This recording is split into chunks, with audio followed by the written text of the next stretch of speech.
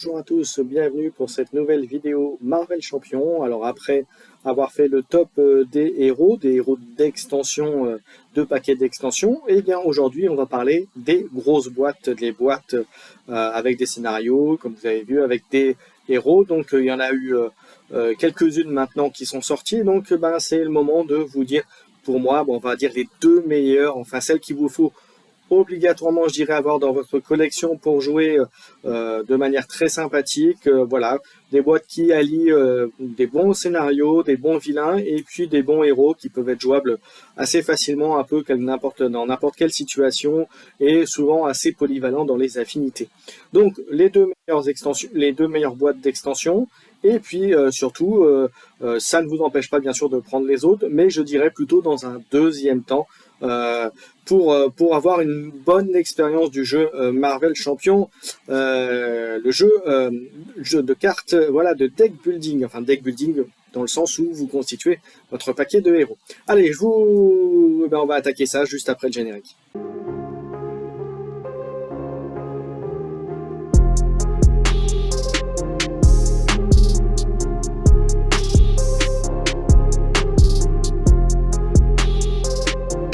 Alors allons-y pour ce top des boîtes d'extension. Donc je vais vous en proposer deux qui me paraissent essentielles à avoir pour l'expérience de jeu Marvel Champion. Et puis ensuite, si vous voulez continuer, eh bien vous pourrez prendre les autres boîtes.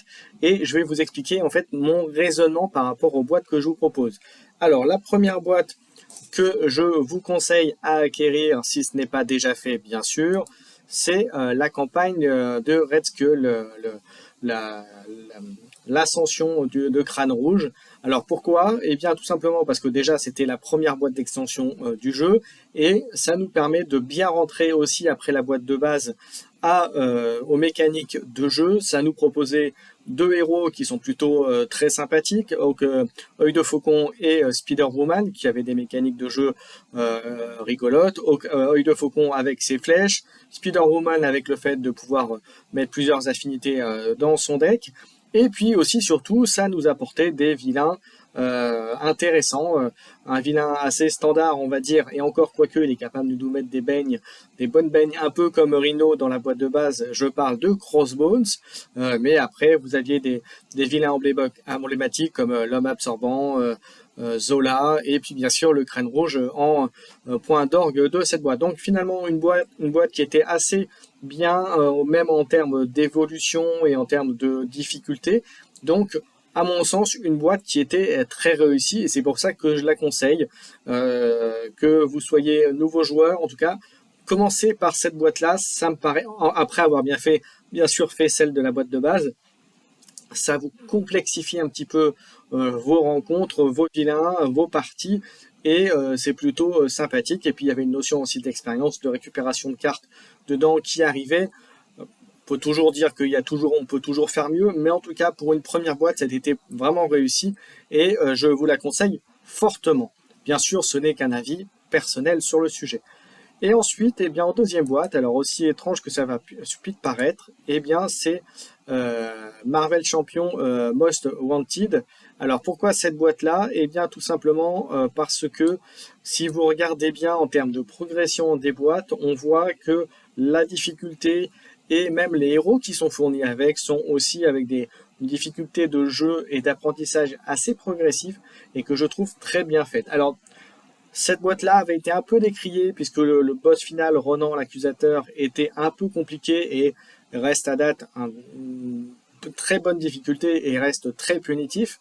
Mais il n'empêche pour le reste de la boîte, que ce soit déjà les héros, Groot et Rocket Raccoon, qui sont des héros emblématiques du MCU, deux très bons héros, l'un avec sa technologie et ses armes à distance, et l'autre avec son côté Groot, qui par contre va être plutôt jouable à 90%, on va dire, principalement en affinité protection, mais qui reste un très bon héros et très sympathique à jouer. Pour les deux d'ailleurs, sont très sympathiques à jouer. Et puis en vilain, eh bien, on avait des vilains que vous avez pu voir dans les films Gardiens de la Galaxie, mais également dans Infinity War. Donc vous avez des héros Donc voilà, vraiment très sympathique Nebula que vous pouvez avoir en adversaire. Enfin voilà, il y a vraiment des choses pareilles. Et puis là, le côté évolutif aussi avec le vaisseau fait que ça rajoute encore une profondeur supplémentaire au jeu. Donc vraiment, voilà, c'est vraiment très intéressant à voir comme boîte. Donc après Crâne Rouge, eh bien Convoitise Galactique, et me paraît le choix le plus évident. Donc je vous ai fait un top, mais au final, comme vous voyez, ça suit les sorties et la progression et la difficulté du jeu Marvel Champion, qui se vérifie d'ailleurs avec Mutant Genesis dernièrement, hein, même si on passe sur un autre côté, on passe avec les X-Men, mais en tout cas, voilà, vous voyez très progressivement, et c'est pour ça que en conclusion, on va dire, de ce top, je vous conseille l'acquisition des boîtes en rapport avec les sorties chronologiques de ces boîtes d'extension pour que votre expérience de jeu soit la plus intéressante possible. Si vous sautez une boîte, concrètement, vous allez avoir des mécaniques et de la difficulté supplémentaire, vous allez passer un degré et vous risquez d'être un peu fâché, on va dire, avec le jeu, ne pas y arriver ou avoir des parties vraiment trop tendues ou trop longues pour que vraiment vous preniez plaisir à jouer. Donc voilà, mon top au jour d'aujourd'hui, c'est si vous deviez acheter des boîtes d'extension, alors bien sûr, la boîte de base, ça me paraît une évidence, mais après la boîte de base, eh bien, c'est de prendre l'ascension de Crâne Rouge et ensuite Convoitise Galactique. Et puis ensuite, vous prenez les autres avec, si vous voulez mon conseil, suivre l'ordre chronologique. Donc après la boîte où vous avez Thanos en point d'orgue, voilà, et puis ensuite enchaîner avec Mutant Genesis si vous voulez. Voilà, mais en tout cas, c'est mon top du jour. Donc voilà, c'était ce que je vous propose et mes conseils d'achat si vous voulez offrir à quelqu'un ou si vous voulez vous offrir une boîte de jeu, une boîte d'extension à Marvel Champion. Et puis, sachez que c'est disponible dans vos boutiques préférées. Et vous pouvez aussi la commander en ligne chez la boutique partenaire de la chaîne à MaxiRev. Et puis, donc, le principe est très simple. Vous créez un compte chez eux et si vous l'avez déjà, vous dites que vous venez de la chaîne et vous bénéficiez de 10% sur vos achats. Voilà, j'en ai terminé. J'espère que cette petite vidéo Marvel Champion sur le choix des boîtes d'extension vous a plu. N'hésitez pas à commenter, à liker, à vous abonner à la chaîne. C'est très important pour que ce type de contenu puisse être trouvé par les gens qui chercheraient ce type de contenu justement. Donc voilà, je compte sur vous et puis nous on se retrouve très rapidement pour d'autres vidéos Marvel Champion et je vous annonce d'ores et déjà qu'il va bientôt y avoir un live sur ma chaîne Twitch, Keycord la Caverne.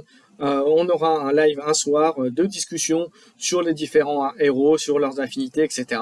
qui va arriver donc très bientôt. Donc soyez à l'affût, vous aurez une annonce pour ça très bientôt. Et puis on se retrouve bientôt. Allez, ciao les amis.